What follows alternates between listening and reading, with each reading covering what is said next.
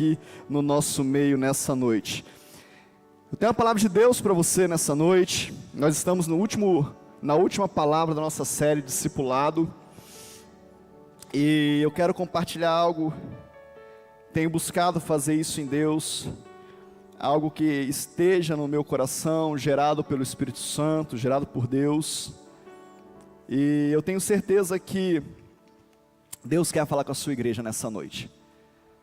Tenho certeza que tem uma palavra direcionada, poderosa, que pode te posicionar naquilo que Deus quer para a sua vida.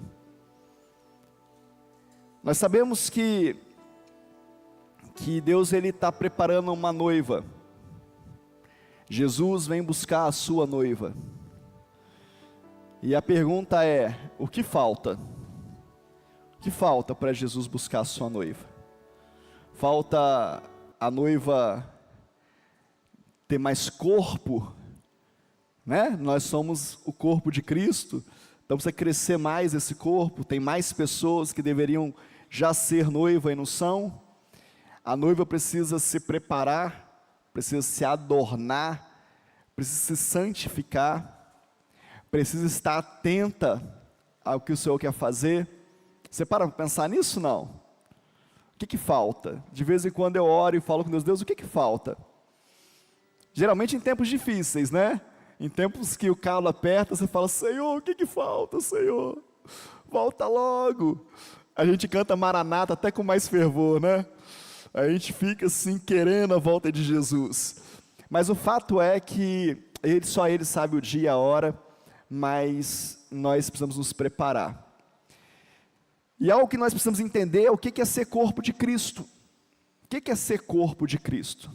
Qual que é o momento do corpo de Cristo hoje? Eu falei hoje pela manhã que nós precisamos entender as estações, os momentos, os ciclos, né? Falando sobre a vida de Davi. Davi ungido rei por Samuel, ainda um garoto, e de repente enfrentando Golias, já um pouco mais velho, um pouco mais experiente, mas um garoto ainda, um jovem ainda, depois sendo ministrador de libertação na vida de Saul, e depois se tornando o rei do povo de Deus. Então, como entender isso? Qual que é o nosso momento? Qual é o momento desta igreja? Porque tem as pessoas que já partiram, e eles são o corpo de Cristo, amém ou não amém? Eles ressuscitarão primeiro, eles estarão conosco na glória, diz a palavra, né? Então, qual que é o nosso momento? E eu quero compartilhar algo com você. O momento da igreja, ele se divide em dois momentos nesse tempo. Primeiro, é proclamar o evangelho e ganhar pessoas para Jesus. E o segundo, é amadurecer aqueles que foram ganhos para Jesus. Olha para o seu irmão e fala com ele assim, se você já está aqui, a segunda parte é contigo. Amadureça. Essa é a nossa segunda parte. Nós precisamos amadurecer para ir buscar aqueles que ainda nem sabem quem é Jesus. Não sabe sim, pastor, todo mundo sabe quem é Jesus. Sabe quem é um Jesus histórico, um Jesus fantasioso, um Jesus que as pessoas falam, mas só conhecem de ouvir falar, mas não tiveram uma experiência com Jesus ainda. E só quem pode proclamar isso são homens e mulheres maduras. Homens e mulheres que tenham tido uma experiência com Jesus na sua vida. E aí, como proclamar? Eu vou falar sobre discipulado, eu quero começar a falar sobre tipos de igreja, pelo menos dois tipos de igreja. A igreja que reúne em casa e a igreja que se reúne em prédio. A igreja que se reúne com pequenos grupos e a igreja que se reúne em grandes grupos. Existe uma divisão, infelizmente, de pessoas que são adeptas à igreja de casa. E muitas delas, de forma radical, dizem, olha, a igreja em casa, tem que ser em casa, a igreja de casa em casa, a igreja de Atos dos Apóstolos, a igreja primitiva, tem que ser assim, só serve assim. Esse negócio de fazer culto domingo não é bíblico. Aí o que só faz culto domingo fala, não, é culto domingo, a igreja de Atos fazia culto no templo, eles se reuniam, esse negócio de casa em casa passou, foi naquele tempo, agora não tem mais, então casa em casa não existe. Então nós dividimos em 2 grupos, e nós queremos dizer para você que nós não precisamos nos dividir. Nós precisamos nos juntar, nos unir e dizer, podemos ser a igreja de casa em casa, e podemos ser a igreja que celebra o domingo, como uma grande família. Amém ou não amém?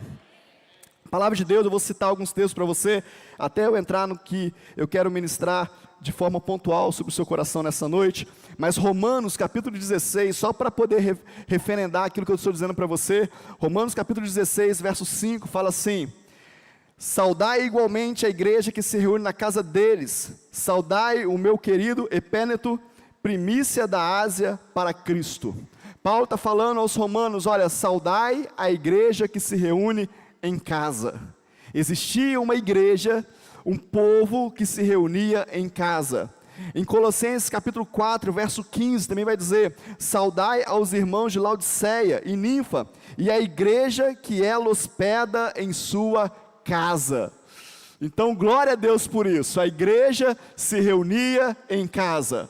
Tinha GC, tinha célula, tinha pequeno grupo, tinha café com crente, tinha o nome que você quiser dar. O fato é que eles se reuniam em casa, e Paulo reconhecia uma igreja que se reunia em casa. Mas se você caminhar um pouco mais também em Atos capítulo 5, verso 42, você vai ver o seguinte relato, e todos os dias no templo, fala comigo, no templo, e de casa em casa, fala de casa em casa, não cessavam de ensinar e de pregar Jesus o Cristo. Então era pregado Jesus também no templo, também era pregado Jesus de casa em casa, isso não se parava. Em Atos capítulo 2, verso 46, vai dizer o seguinte, diariamente perseveravam unânimes no templo, partiam o pão de casa em casa, e tomavam as suas refeições com alegria e singeleza de coração, louvando a Deus e contando com a simpatia de todo o povo. Enquanto isso, acrescentava-lhes o Senhor dia a dia os que iam sendo salvos. Então nós não temos esse problema como igreja, amém? Nós podemos nos reunir de casa em casa, e nos reunirmos aos domingos, às terças, e o dia que o senhor quiser, às quintas, nas redes de mulheres, redes de homens, aos sábados na rede de jovens e teens, nós podemos nos juntar, nós somos livres para isso, nós não somos nem de um e nem de outro, nós somos de Cristo, e o que a Bíblia diz que é, uma igreja de casa em casa, e uma igreja que também se reúne no templo, amém? O que acontece com essa igreja que se reúne em casa e com a igreja que se reúne no templo? Eu coloquei assim, ó, existem experiências nesses 2 ambientes. Eu vejo uma comunhão e cura que é promovida na intimidade. A intimidade do casa em casa, ele promove uma comunhão e promove cura. Quantas vezes nós, eu e a pastora Cátia, tivemos e lideramos célula, GC, elo de amor, anos da nossa vida. E quantas pessoas nós vimos ser curadas, quantas pessoas nós vimos ser libertas, e libertas às vezes através de um abraço, de um sorriso, de um seja bem-vindo, de uma porta que se abre e fala, pode entrar, a casa é sua. Quantas vezes as pessoas chegaram na nossa casa, nós tivemos a última vez que nós reunimos em casa, que ministerialmente nós conseguimos fazer isso, a nossa célula dava 40 pessoas, fala, que isso pastor, não pode ter 40 pessoas na célula, mas é porque no mesmo momento tinha célula de homens, célula de mulheres, célula de crianças e célula de adolescente, então fazia uma festa. A vizinha que morava do lado da nossa casa chamou uma irmã da igreja e falou assim, esse pastor seu é muito doido, esse pastor dá festa toda semana, toda quinta-feira tem festa na casa dele. Eu falei, não é festa, é o lanche da célula. E na hora que acabava as células, juntava todo mundo para lanchar, era uma festa, mas era só a nossa célula. E quantas pessoas que estão aqui hoje saíram dali, foram cuidadas, foram amadas, foram curadas. Então a célula promove isso, GC promove isso, comunhão e cura. E é essa junção de pessoas aos domingos, às terças, aos cultos do Senhor, a junção promove essa provisão e adoração. Por que provisão, pastor? Porque eu creio numa igreja que tem resposta para tudo. E eu creio nisso há muito tempo. Eu creio nisso quando eu e a pastora Carla nos eram de uma igreja lá em Niterói, que estava começando, pequena, com pessoas recém-convertidas, a grande maioria, e nós declarávamos isso: a igreja tem resposta para tudo. Mas por que você diz isso? Porque ela é o corpo de Cristo. Então nesse lugar aqui, querido, tem resposta para a sua vida. Nesse lugar aqui, nessa comunhão, nessa reunião, tem uma resposta de Deus para você. A comunhão dos santos promove provisão e promove a adoração. Juntos podemos adorar ao Senhor. E aí a pergunta é: e qual é o tempo que nós estamos hoje, como igreja Família Viva em Timóteo? Qual é o tempo que nós estamos hoje, como igreja Família Viva em Minas Gerais, regional Minas Gerais? Aí eu quero que você abra comigo e acompanhe essa leitura, o livro de 2 Reis, capítulo 6, verso 1. Livro de 2 Reis,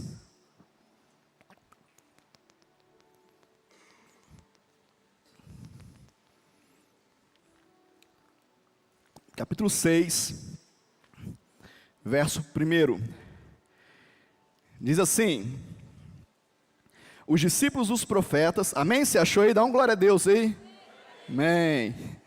Diz assim, os discípulos dos profetas disseram a Eliseu: eis que o lugar em que moramos com você é pequeno demais para nós.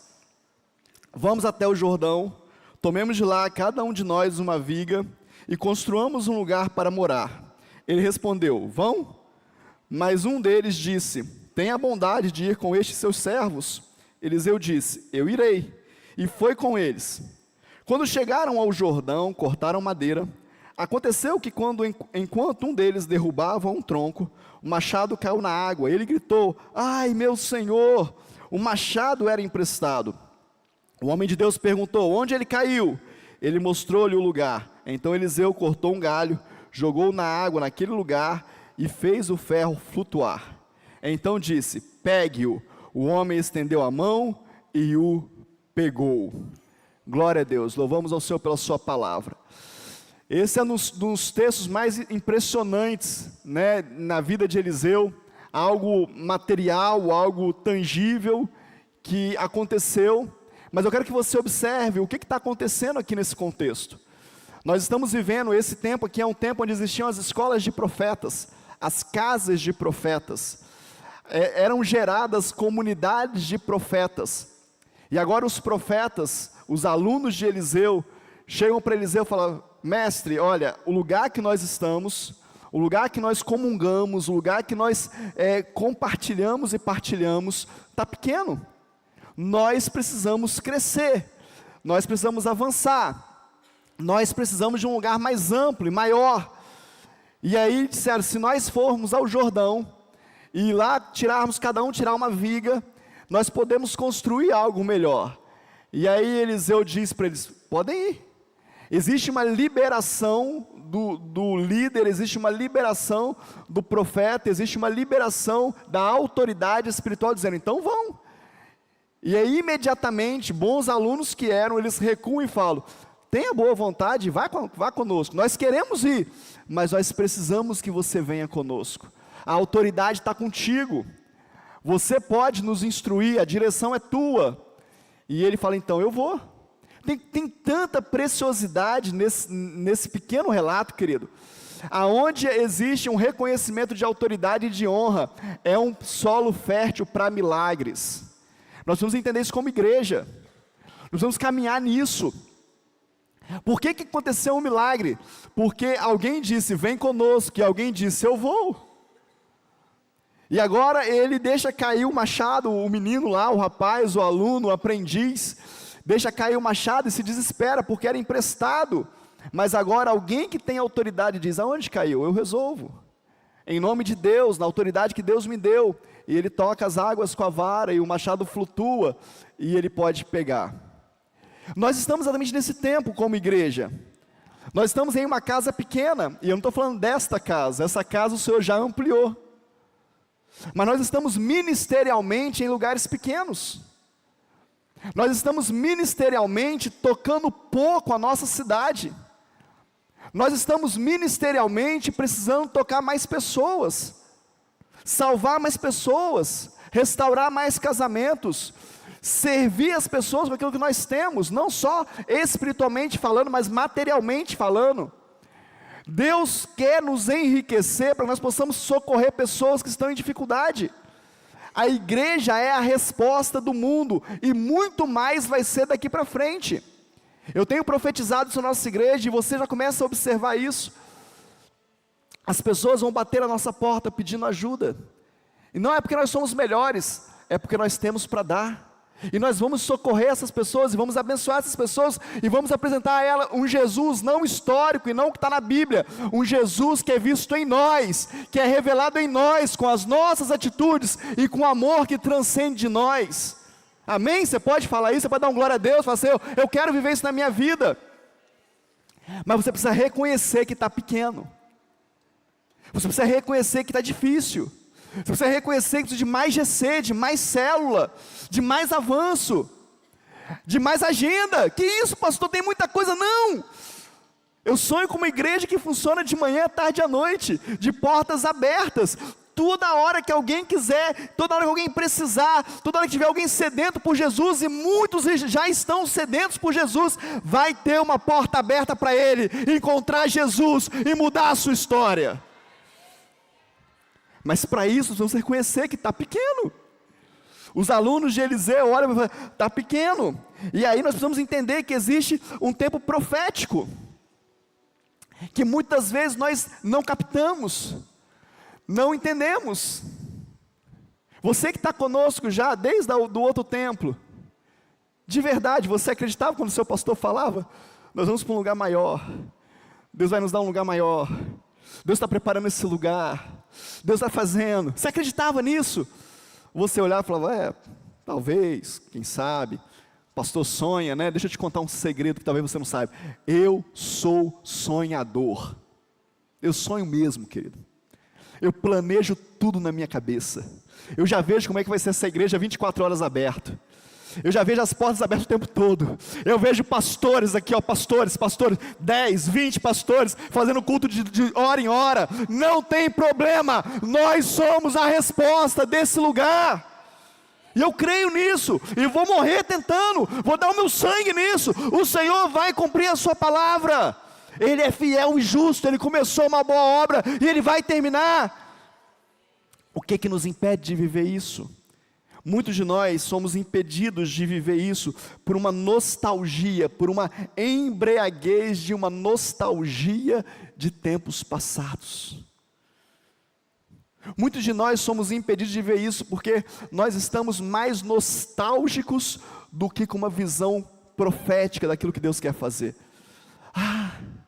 Estava escrevendo essa palavra e eu lembrei daquela música, né? Eu sempre lembro, né? Saudade da pequena igrejinha lá na roça. Que música linda, mas deixa eu te contar um negócio. Eu não tenho saudade da pequena igrejinha. Não tenho. Eu falo para você, e de pequena igrejinha eu entendo. Meu pai foi obreiro da Assembleia de Deus, eu fui criado como arroz de obreiro da Assembleia de Deus. Eu ficava acompanhando meu pai em todo lugar, né? Onde meu pai ia, eu ia atrás. Igreja no meio do barro, igreja sem luz, igreja que nós acendíamos e fazíamos culto no lampião. As crianças, os adolescentes, nem sabem o que é isso, né? Tinha que subir na escada, acender o lampião lá em cima, porque não tinha luz elétrica. A pequena igrejinha, eu não tenho saudade. Eu estou olhando profeticamente para aquilo que Deus está fazendo, querido. Eu quero uma igreja high-tech, eu quero uma igreja moderna, eu quero uma igreja onde os irmãos se sentem à vontade, onde nada atrapalha, só a presença de Deus incomoda você para você mudar. É essa igreja que nós queremos viver. Eu louvo a Deus por tudo. Eu louvo a Deus pela EBD, pela tia Jalquíria, pela tia Jalva, pela tia Regina, pela tia Ângela. Como eu louvo a Deus pelo Castilho, meu líder da adolescência, pelo José Henrique. Como eu louvo a Deus pelo Eduardo, que foi meu primeiro discipulador na IPV. Como eu louvo a Deus, mas eu não tenho nostalgia. Eu estou olhando para aquilo que Deus quer fazer amanhã na minha vida. Você precisa mudar a página. Você precisa olhar para frente. Tá bom, Jesus, até aqui o que o Senhor fez, eu cheguei até nesse lugar, e daqui para frente o que é? Qual que é a palavra que você tem na minha vida? O lugar está pequeno, Pai, eu quero um lugar maior. O lugar está pequeno, eu quero crescer mais, eu preciso aprender a discernir os tempos. Tenho falado sobre isso, Deus tem falado sobre isso conosco. Ser gratos pelo que aconteceu e olhar para o futuro. e deixar essa embriaguez da nossa vida que nos toma e nos domina. Muita gente não consegue se mover do lugar apertado por causa dessa nostalgia. Muita gente não consegue viver um novo de Deus porque fica preso no velho. Deixa eu te falar, querido, enquanto você não abandonar o odre velho, não tem vinho novo na sua vida. Sabe por quê? Porque Deus não desperdiça unção. Deus não desperdiça aquilo que Ele vai fazer na sua vida. Enquanto o recipiente não for renovado, enquanto o teu coração não for renovado, enquanto a tua mente não for renovada, enquanto a tua alma não estiver renovada, não tem vinho novo. Agora, quando a gente começa a se renovar no Espírito, aí Ele começa a derramar um vinho novo, porque agora tem lugar para Ele derramar, tem lugar para Ele derramar sobre nós aquilo que Ele quer fazer. Eu quero desafiar você a pensar sobre isso hoje. Eu quero desafiar você a entender que aquilo que Deus falou pode se tornar inimigo daquilo que Deus está falando.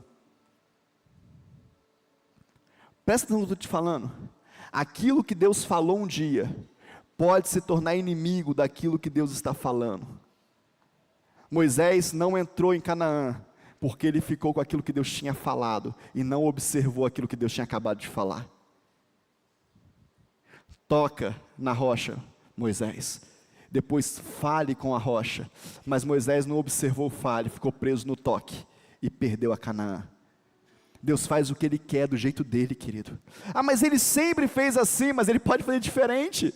Ah, mas eu sempre entendi Deus dessa forma, mas Ele pode querer falar com você de forma diferente. Ele pode dar uma unção nova, um projeto novo, um ministério novo. Ele é o Senhor das nossas vidas, o senhorio dele precisa estar sobre nós, não somos nós que o escolhemos, Ele nos separou, Ele nos escolheu, e Ele tem o senhorio sobre as nossas vidas, amém? Você pode dar um glória a Deus por isso? Abraão e Isaac, um outro exemplo sobre o que Deus fala e o que Deus pode mudar. Vou te dar um filho, dá o filho, agora me devolve o filho. Peraí, Deus, foi o Senhor que me deu. Peraí, que doideira é essa? O Senhor me dá e o Senhor toma. Mas Abraão ficou com aquilo que era a segunda palavra, a palavra nova, a palavra renovada: eu vou te entregar. Isaac conseguiu obedecer o teu pai. Que dificuldade é essa? A maior dificuldade de um pastor numa igreja nesse tempo é convencer as suas ovelhas daquilo que o Senhor está falando. Sabe por quê? Nós estamos presos naquilo que o Senhor já falou. E parece que Deus não pode mudar. Parece que Deus não pode mover de outra forma. E sabe qual que é o grande problema? É que quando Moisés ele toca a rocha na segunda vez, que não era para tocar, o grande problema é que sai água da rocha. O grande problema é que funciona. Você fala, mas que loucura! Pois é, porque na nossa força as coisas também funcionam, querido.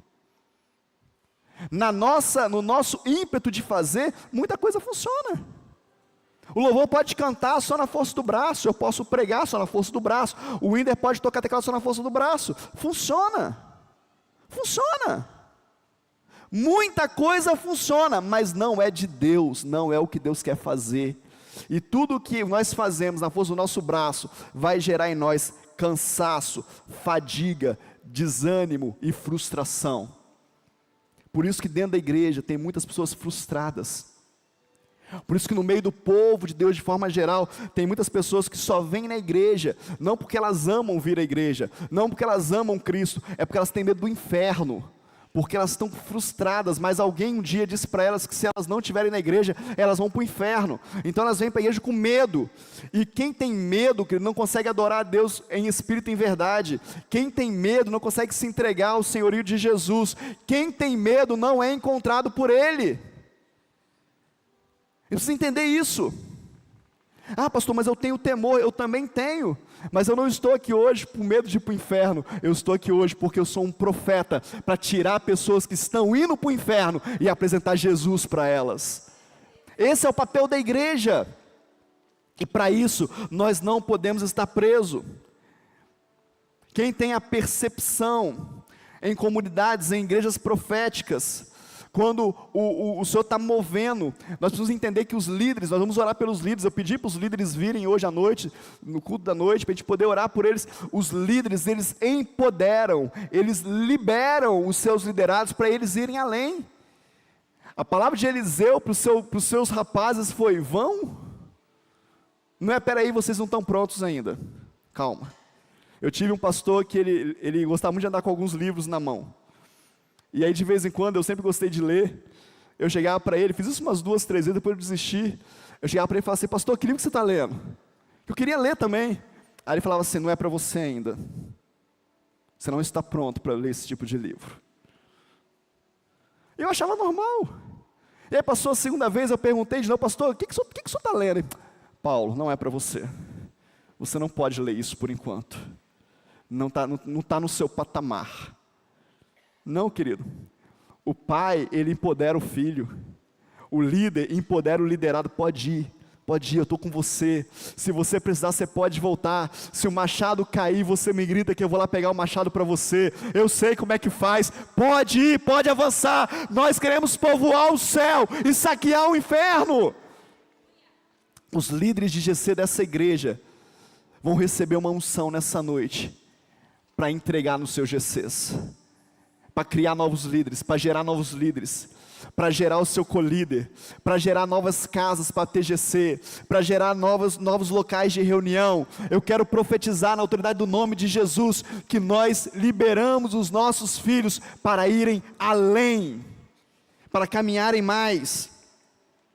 Eliseu, ele orou e disse: Senhor, peço-te que abre os olhos para que veja. Quando Eliseu está nesse momento, ele fala: eu preciso que abra os olhos desse menino. Elias, quando está também lá no monte, fala a mesma coisa: abre os olhos para ele poder ver, para ele enxergar o que está acontecendo. Eu quero orar por você nessa noite e dizer: Senhor, abra os olhos da nossa igreja. Abra os olhos das nossas ovelhas, abra os olhos daqueles que estão visitando a gente hoje, para que eles possam enxergar o que Deus quer fazer na sua vida, seja da forma que você está servindo ao Senhor, seja aqui ou em outro lugar, mas que os seus olhos sejam abertos, para você servir ao Senhor, da forma que Ele quer que você sirva hoje, que haja uma revelação de Deus na sua vida. Nós precisamos entender, querido, que o sucesso de uma igreja profética, por que eu estou falando de igreja profética? Porque nós precisamos ser proféticos. Nós estamos vivendo a última geração, antes da volta de Jesus. Nós estamos vivendo os últimos anos, os últimos dias. Nós precisamos ter uma visão profética das coisas.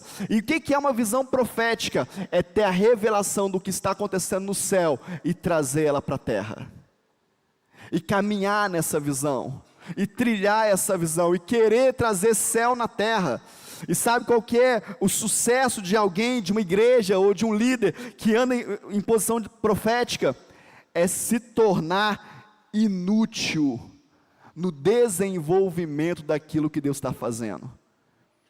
Ele gera outros, ele libera outros, e os outros vão fazer muito melhor do que ele. Sabe qual que é o meu sonho, querido? Meu sonho é eu ser inútil para você. O meu sonho é que tenha tantos pastores nessa igreja, tantos líderes, tantos GCs, que eu me perca na agenda, que eu não saiba nem o que está acontecendo na igreja mais, que alguém me ligue e fala: pastor, o que não sei, querido, eu não sei, está acontecendo lá, tem um negócio acontecendo lá, está um mover. Pastor, passei na igreja ontem, está uma presença, glória a Deus por isso. É assim mesmo. Nós somos uma igreja viva. Nós vamos tocar aquilo que Deus quer que nós toquemos. Quero desafiar você a viver isso. Os discípulos, eles vão chegar a um tempo que eles não precisam mais de mim. Eles foram empoderados. Aí você fala assim: então não precisa nem falar contigo mais, não precisa falar com o meu discípulo. Não, honra é outra coisa. Eles sabiam construir. Os filhos de Eliseu, os discípulos de Eliseu sabiam construir. Nós vamos lá, cortamos lá e nós construímos. Mas nós queremos que você vá. Deixa eu te falar um negócio. A coisa mais poderosa da igreja nessa terra, humanamente falando, chama-se honra. Humanamente falando, chama-se honra. Isso acontece no mundo, os incrédulos já entenderam isso, e a igreja ainda não entendeu. A primeira coisa que eu fiz quando eu pisei nessa cidade, Um dos primeiros movimentos que eu fiz foi descobrir quem era o pastor mais antigo. E eu fui até o pastor Adão. E apertei a mão dele e falei com ele: muito obrigado, pastor Adão, porque o senhor chegou primeiro que a gente. Porque o senhor abriu o caminho que está aberto hoje, porque o senhor chegou. Muito obrigado porque o senhor fez. Ele não me deu muita ideia, não. Mas eu falei. Ele ficou me olhando assim, falou: nunca vi isso. Garoto, né? Mas a minha parte eu fiz. Eu fui lá apertar a mão dele e dizer: muito obrigado. Porque eu só estou aqui hoje, só existe uma igreja para eu pastorear hoje, porque o senhor chegou primeiro e abriu os caminhos dessa cidade. A coisa mais poderosa que você pode fazer na sua vida ministerial, querido, é reconhecer quem Deus levantou para te promover, para te dar oportunidade, para te levar onde Deus quer. E é isso que está acontecendo aqui, uma igreja que viu que estava pequeno o espaço que eles estavam se reunindo. A sabedoria do líder, ela vai ser reconhecida pelos seus filhos, pelos seus discípulos, e não é sobre o discurso que ele faz, mas sobre o legado que ele deixa. Nós pisamos em assuntos que os nossos patriarcas deixaram estabelecidos. Nós construímos sobre sapatas e colunas, sobre vigas que foram estabelecidas pelos nossos patriarcas. Os patriarcas bíblicos, os patriarcas do cristianismo, aqueles que implantaram a igreja do Senhor Jesus, nós caminhamos em cima disso. E nós precisamos reconhecer. Quando eu falo para você, faz teologia ministerial, faz bibliologia, faz escola de líderes, é porque você precisa saber qual que é a história da sua vida. Você precisa saber qual que é a história da sua igreja. Você precisa saber qual que é a história da igreja do Senhor Jesus, do que a Bíblia diz de Gênesis a Apocalipse. Igreja, olha para mim aqui, ó. Você precisa conhecer o seu Jesus. Pastor, eu não sei como eu oro, eu não sei como adorar, eu não tenho palavra. Sabe por que você não tem palavra? Porque você não o conhece. Porque te falta intimidade. Eu quero ver você não ter palavra com o seu namorado que você está apaixonado, com a sua namorada que você está apaixonado. Você está cheio de palavras, cheio de gestos, cheio de movimentos. Nós precisamos amar e querer conhecer o nosso Jesus, a palavra do nosso Deus, a história da igreja. Precisamos caminhar por isso, e olhar para esses líderes e falar: tem um legado que foi deixado, não tem só aprendizado, não tem só escrita, tem um legado que foi pavimentado, para que eu possa pisar agora. Que deixa eu te falar, você não está entendendo o que é ter uma igreja no Brasil, você não está entendendo o privilégio que é poder falar: vamos abrir mais GC, vamos abrir nossa casa. Nós somos privilegiados por enquanto. Somos privilegiados, deveríamos estar pulando aqui, dando glória. Nós acabamos de orar por uma igreja, que se o filho de alguém da cidade entrar na igreja sem a autorização do pai, o pai vai dentro da igreja e espanca com fio, corta no fio, todo lanhado, porque não pode, não entra, não é amaldiçoado, de lugares que nós até conseguimos estabelecer igrejas. Nós tivemos GC em Minas Gerais, eu e a pastora Carla, com pessoas enviadas, que se, lugar de rural, que se o funcionário da fazenda aceitasse Jesus, ele era mandado embora, perdia o emprego, agora, 5, 6 anos atrás. Mas nós ainda somos privilegiados. Tem lugares que cristãos estão sendo mortos agora, querido, apedrejados, enforcados, degolados, e nós não conseguimos festejar a nossa liberdade em adorar o nosso Senhor, porque nós não o conhecemos de verdade, nós só o conhecemos de ouvir falar.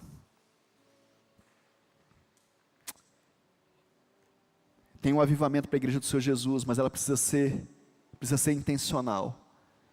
O que eu estou fazendo aqui? Por que eu estou falando sobre isso com você? Porque eu creio no avivamento que ele é geracional. Eu não creio num avivamento que vai levantar alguém hoje, um ícone no Brasil, ou um ícone nos Estados Unidos, igual foi das outras vezes, igual foi o avivamento do País de Gales, igual foi o avivamento da Rua Azusa, igual foi o avivamento no Canadá, na Colômbia, tantos lugares. Eu penso que não é assim que Deus vai fazer dessa vez. Eu penso que Deus está levantando a sua igreja num avivamento, mas isso é geracional. Eu preciso ministrar sobre a próxima geração. Hoje pela manhã eu falei algo que a pastora Carla compartilhou comigo esses dias. Nós estávamos conversando sobre algumas coisas, e ela falou: Paulo, eu tenho uma preocupação muito grande. O que a próxima geração vai aprender? A pastora Carla é uma mulher de Deus, querido. Uma mulher preocupada com a igreja, uma mulher preocupada com as famílias. Uma mulher que tem clamado a Deus pelas mulheres e pela igreja. Ela não é pastora só das mulheres. Mas foi muito específica. Eu perguntei para ela: mas o que você está falando? Ela falou assim: a geração que nunca faz nada em casa, Paulo. Posso falar, igreja? Você permite? Não. Posso falar, amor? Pastora Carla, posso falar? Você me permite? A geração que os filhos almoçam na casa da sogra e na casa da mãe todo final de semana. Das mulheres que não fazem uma mesa para os maridos. E aí você fala: o que tem? Não tem problema nenhum.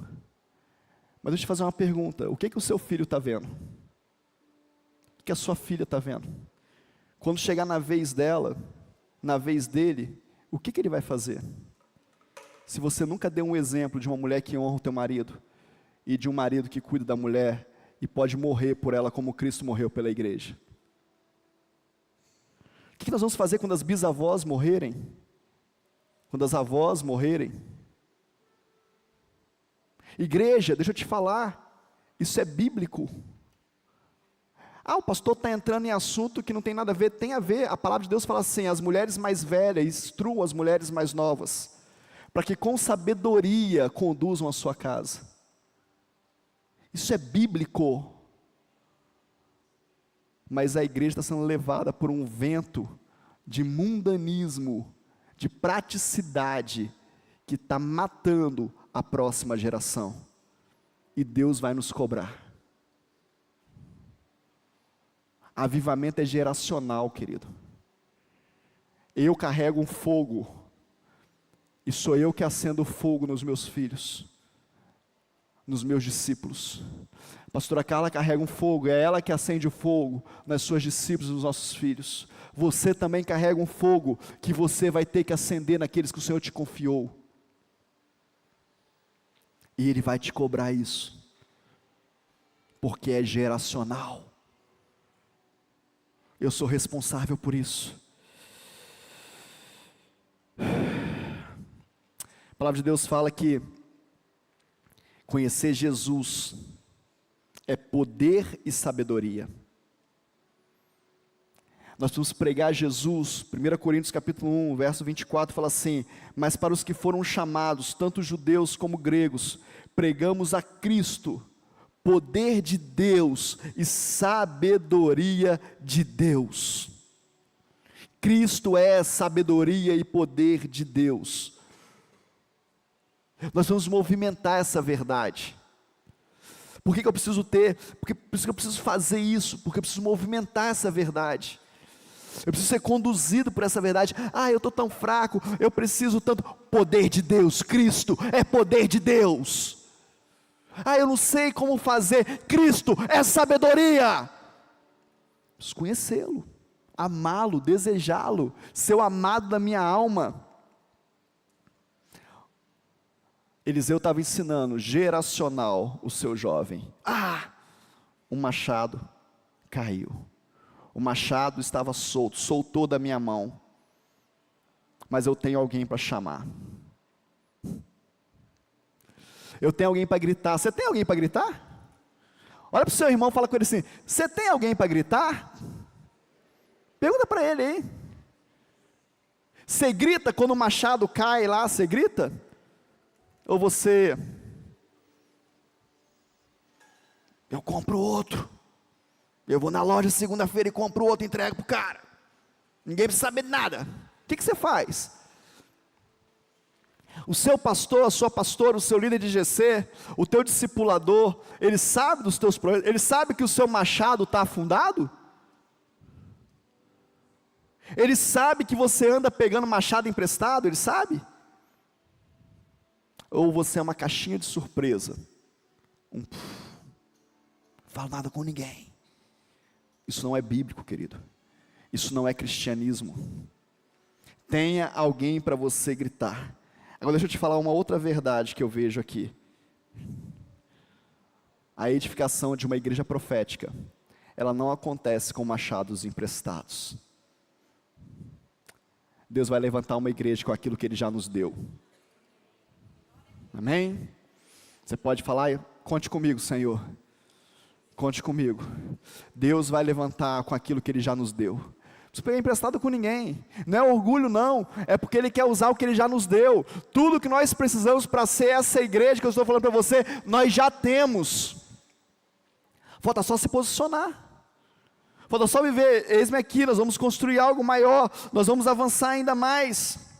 Nós vamos trabalhar naquilo que o Senhor está nos mandando fazer, ouvindo a Deus e não seguindo um novo movimento, uma nova onda, um novo acontecimento, uma nova maneira de fazer. Se Deus falar conosco que é para fazer, nós vamos fazer. Se Deus não falar, nós vamos aplaudir quem faz e falar, glória a Deus, que bom que vocês estão fazendo, que bom que vocês estão se movendo nessa direção, mas Deus ainda não falou conosco. Mas aí acontece com a gente aqui, querido. Muitas vezes eu chego em casa, e às vezes eu vou zapear no YouTube, depois de um culto como esse, e às vezes eu encontro igrejas que ainda não terminaram o seu culto, e quando eu ouço os pastores pregando, eles estão pregando o mesmo texto, a mesma palavra, é a mesma direção profética que Deus está dando, porque o Espírito testifica naquilo que Ele quer fazer na terra, sem copiar ninguém, só vivendo. Nós vamos trabalhar ouvindo a Deus. Por último, eu quero caminhar para o fim com você. A direção era, vamos ao Jordão. Jordão quer dizer aquele que desce. Tantas vezes, Jordão é representado na Bíblia. Quando Josué precisava conquistar a terra prometida, tinha um Jordão. Jordão é aquele que desce, o lugar mais baixo. Quando Jesus quis startar o seu ministério, ele foi até João Batista, no Jordão, e se submeteu a uma palavra que tinha sido liberada. João Batista falou, não vou te batizar, não, Paulo falou, para que se cumpra a palavra, para que se cumpra a profecia, é preciso que isso aconteça. E ele desce ao Jordão e ele é batizado. Deixa eu te falar, querido, uma igreja que se estabelece nesse tempo, é uma igreja que desce ao Jordão, é uma igreja de pessoas humildes, é uma igreja que não tem dificuldade em descer, em se abaixar, em ir ao lugar mais baixo, e se submeter àquilo que Deus quer fazer. Jordão fala de passagem, quando fala de Josué e a terra prometida, fala de aliança, quando fala de João Batista, mas também fala de provisão, quando fala de Eliseu. Vamos ao Jordão tirar os troncos, para construir aquilo que o Senhor quer fazer. Essa noite é a noite de nós irmos ao Jordão, buscar no Jordão aquilo que Deus quer fazer na nossa casa, na nossa igreja, na nossa comunidade de fé, na nossa família espiritual. Essa noite é uma noite de nós deixarmos o orgulho na cadeira e dizer para o Senhor, Senhor, eu estou entendendo o que o Senhor quer fazer, e eu vou fazer parte dessa comunidade de pessoas humildes e proféticas. Não tem nada a ver conosco, querido, ser profético não tem nada a ver conosco, tem a ver com Ele. Uma das coisas que eu mais pedi a Deus, que eu não queria viver, era um ministério profético. E aí depois que eu disse sim para o Senhor, eu falei, Senhor, tá bom, eu estou entendendo que o Senhor quer falar comigo, e eu creio que tem uma palavra do Senhor sobre a minha vida, eu estou carregando algo que é do Senhor, tá bom, eu vou me submeter à tua vontade. Um dia nesse púlpito, no púlpito lá, na outra igreja, Deus me liberou uma palavra sobre a minha vida, para eu liberar para a igreja, e disse para mim, cuidado, porque aquilo que você liberar, você vai viver. Pensa bem. E quando eu olho para a Bíblia, eu vejo profetas que foram levados a andar com as nádegas de fora, para que o povo de Deus pudesse entender que eles estavam despidos diante do Senhor. Eu vejo profetas que tiveram que casar com prostituta, para o povo de Deus entender que eles estavam traindo o próprio Deus. Cuidado. Uma igreja profética é uma igreja que vive céu na terra. É uma igreja que estabelece um contato com o Senhor, de ser dirigido em tudo que faz, mesmo que seja chamada de louca, de translocada, mesmo que seja apontada, mesmo que seja perseguida, ela continua dizendo: eu sou do meu Deus e o meu Deus é meu. Eu vou continuar caminhando naquilo que o Senhor está falando comigo. Quantos de nós podemos dizer: sim, Senhor, eu quero viver isso na minha vida? A palavra de Deus vai nos falar que a unção é que despedaça o jugo e não o serviço. Deixa eu falar com você, líder de GC.